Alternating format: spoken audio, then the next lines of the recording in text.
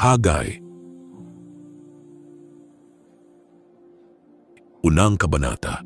Nang ikalawang taon ni Dario na hari, ng ika-6 na buwan, ng unang araw ng buwan, dumating ang salita ng Panginoon sa pamamagitan ni Hagay na propeta kay Zorobabel na anak ni Sealtiel, na gobernador sa Juda, at kay Josue na anak ni Josadak na dakilang saserdote na nagsasabi.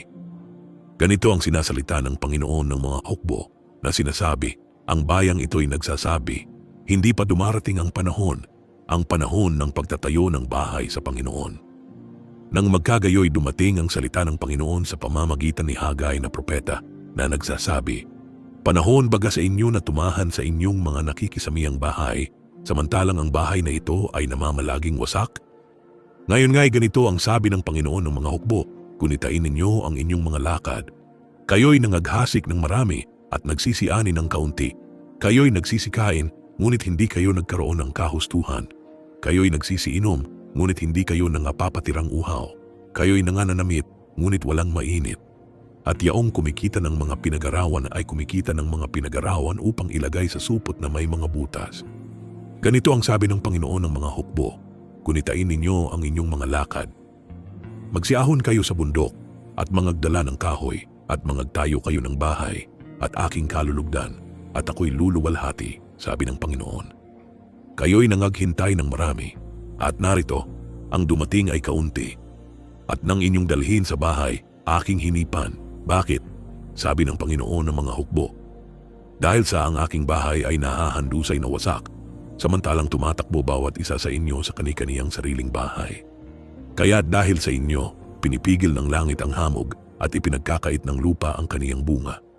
At ako'y nagpasapit ng pagkatuyo sa lupa at sa mga bundok at sa trigo at sa alak at sa langis at sa sumisibol sa lupa at sa mga tao at sa baka at sa lahat ng pinagpagalan ng mga kamay.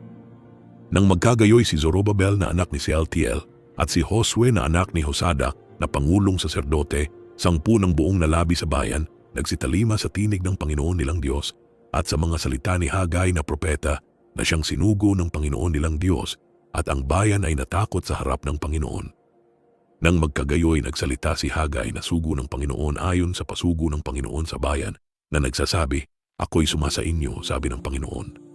At kinilos ng Panginoon ang kalooban ni Zorobabel na anak ni Sealtiel na gobernador sa Juda at ang kalooban ni Josue na anak ni Josadak na pangulong saserdote at ang kalooban ng buong nalabi sa bayan.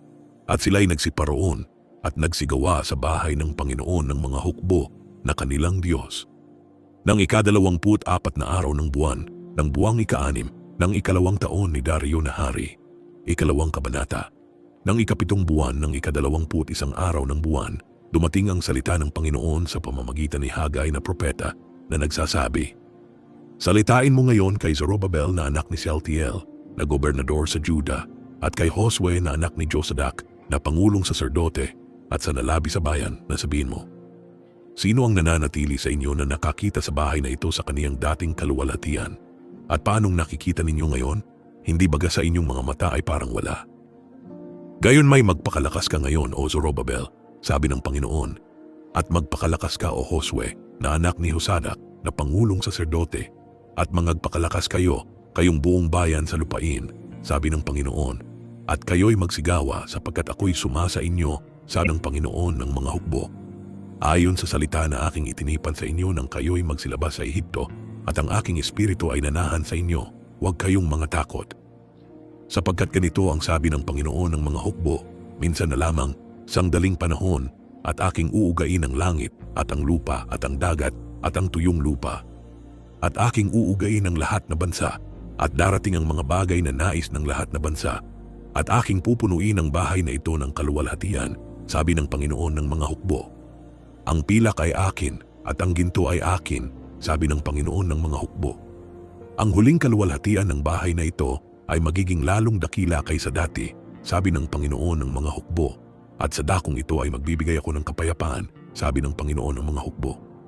Nang ika-24 na buwan, ng ikalawang taon ni Dario, dumating ang salita ng Panginoon sa pamamagitan ni Hagay na propeta na nagsasabi, ganito ang sabi ng Panginoon ng mga hukbo, mangagtanong kayo ngayon sa mga saserdote ng tungkol sa kautusan na mangagsabi, Kung ang isang tao ay may dala sa kaniyang kandungan na banal na karne at magsagi ng kaniyang laylayan ng tinapay o ulam o alak o langis o anumang pagkain, magiging banal pabaga. At ang mga saserdote ay nagsisagot at nangagsabi, hindi. Nang magkagayoy sinabi ni Hagay, kung ang sinumang marumi dahil sa bangkay ay masagi ang anuman sa mga ito, magiging marumi baga. At ang mga saserdote ay nagsisagot at nangagsabi, magiging marumi.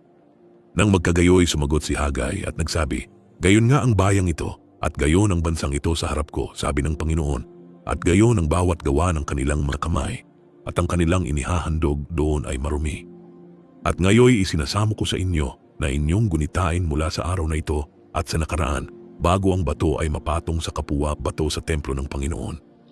Nang buong panahong yaon, pagka ang isa ay lumalapit sa isang bunton ng 20 takal, may 10 lamang. Pagka ang isa ay lumalapit sa pigaan ng alak upang kumuha ng 50 sisidlan, may 20 lamang. Sinalot ko kayo ng pagkalanta at ng amag at ng granizo sa lahat ng gawa ng inyong mga kamay. Gayon may hindi kayo nanumbalik sa akin, sabi ng Panginoon.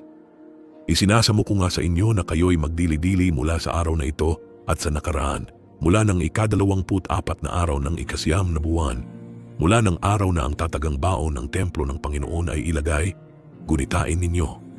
May binhi pa baga sa kamalig? Oo, ang puno ng ubas at ang puno ng igos at ang granada at ang puno ng olibo ay hindi nagbunga. Mula sa araw na ito ay pagpapalain ko kayo. At ang salita ng Panginoon ay dumating na ikalawa kay Hagay ng ika-24 na araw ng buwan na nagsasabi, salitain mo kay Zorobabel na gobernador sa Juda na iyong sabihin, aking uugayin ang langit at ang lupa at aking guguluhin ang luklukan ng mga kaharian at aking gigibain ang lakas ng mga kaharian ng mga bansa at aking guguluhin ang mga karo at yaong nagsisisakay sa mga yaon at ang mga kabayo at ang mga sakay ng mga yaon ay mga huhulog, ang bawat isa'y sa pamamagitan ng tabak ng kaniyang kapatid.